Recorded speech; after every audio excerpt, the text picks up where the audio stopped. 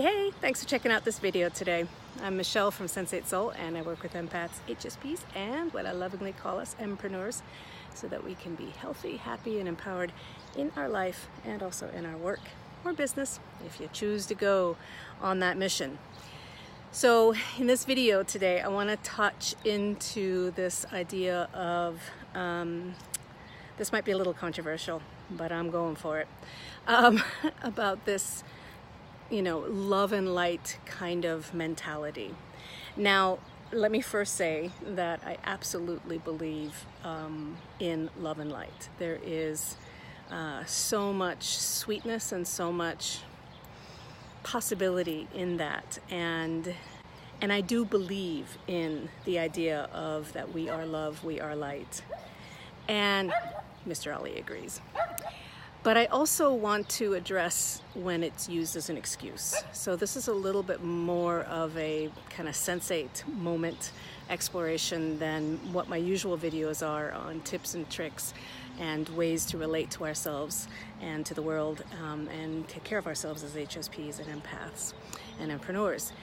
But I want to address this idea of love and light because I see it so often, and I have experienced it as well, being used as a way to kind of avoid discomfort. Some call it spiritual bypassing.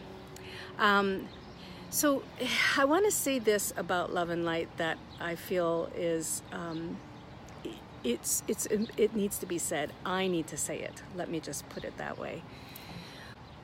I feel that sometimes this idea of love and light can be used as another extreme form of avoidance, because it's not my belief system that we are here just for everything to feel good.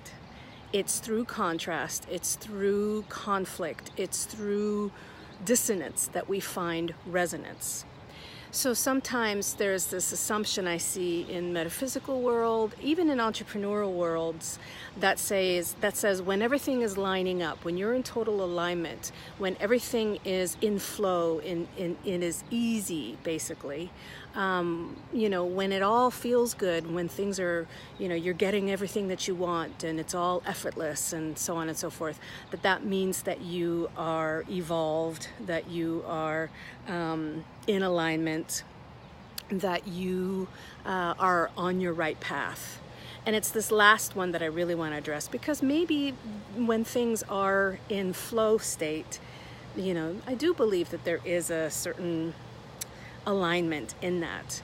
But I don't like the assumption when people say, if you're having challenges in your life, if you are in conflict, if you are any sort of out of sorts, or if you are, that somehow there's this thing that we do with our brains where we polarize things and we say, if you're getting everything that you want, you're in flow and alignment. If you're not, then you're out of flow and you're not in alignment. And it's that last part again where it's like, I'm not so sure about that, because it's been my experience that the things that I come up against, rub up against, the things that get me, knock me to my knees, and believe me, I've had plenty of them in my life, are the things that encourage me and empower me to get back up.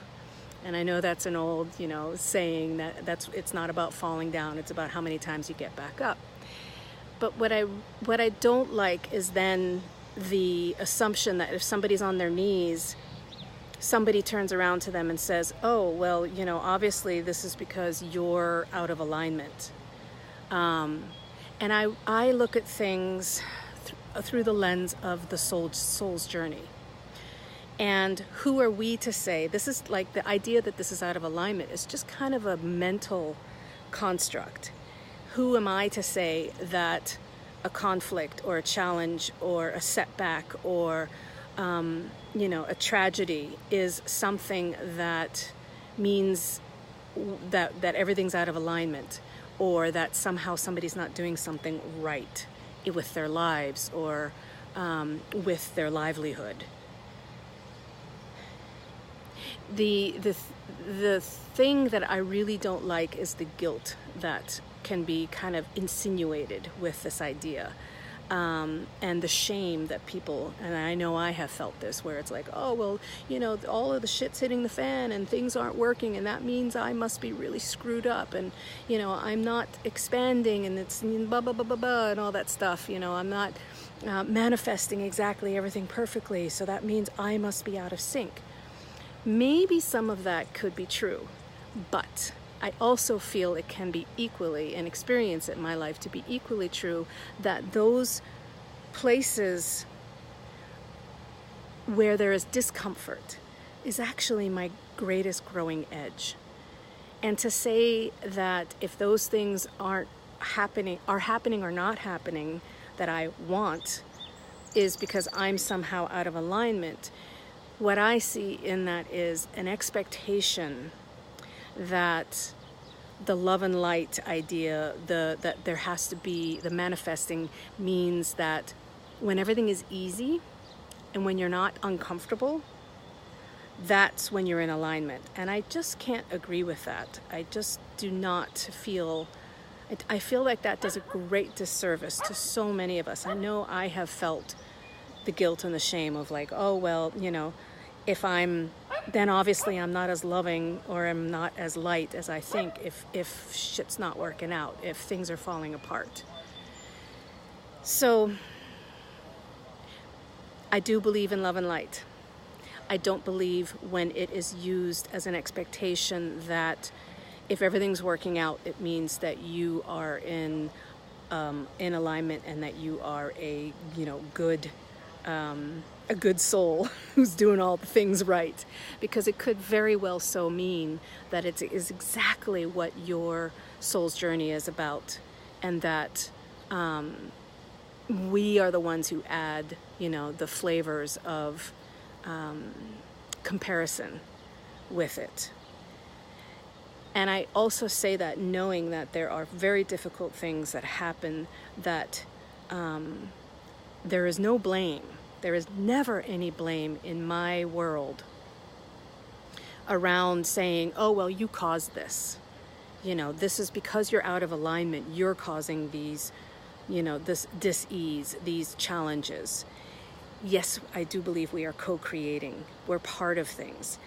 But I feel like there's so much more going on in the unseen soul levels that really are not, that we may never know until we're not, you know, in our physical bodies anymore, until we get to see things through the soul's eyes and through a different perspective. And I just don't like the idea that love and light, I feel like it becomes a new addiction to things having to be comfortable and things having to just always feel good. And what I see in life is that we learn through contrast, and that we're here to feel the love and light, but we usually feel it through courage and vulnerability and discomfort and risk and change and bravery and standing up for things. And when somebody's not necessarily in a love fest of their lives, just feeling like everything's in flow and working, you know, in sync and everything, that doesn't mean that they're out of alignment. They may be exactly in alignment because that is the thing they're learning. I know that times when I have felt much conflict and challenge, those have been some of my greatest teachers. So I just don't like the assumption that love and light means you're more in sync and evolved, because that's just a big ass assumption in my book. All right, so there we have it. My let's all just, you know, feel good all the time because it's all love and light. Yeah, it may be all love and light, and it's also learning and contrast, and without those things, we don't We don't grow. We may just have an idea that we're enlightened, but we may not be. And I don't believe that enlightenment is the goal. I believe living and being a sensate soul is what we're doing. So, all right, thanks so much for watching this video. I'd love to hear what you think and feel about this topic.